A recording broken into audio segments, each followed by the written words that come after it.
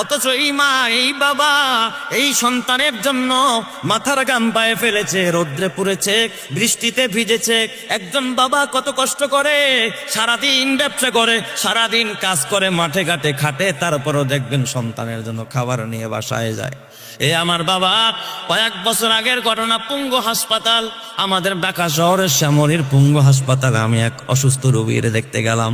ওখানে গিয়ে দেখি এক বাবা পাও একটা নাই, ওই যে একটা লাঠি দিয়া ভর দিয়া এরপরে খোঁড়ায় খোঁড়ায় চলতেছে।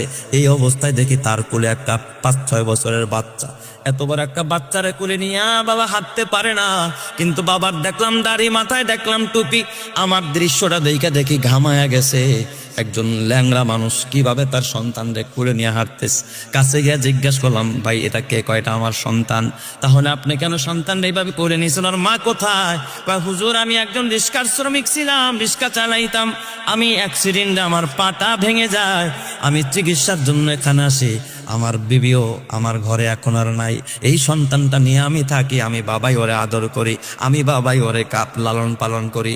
এ আমার বাবা, একজন বাবা সন্তানের মায়া ভুলতে পারে না।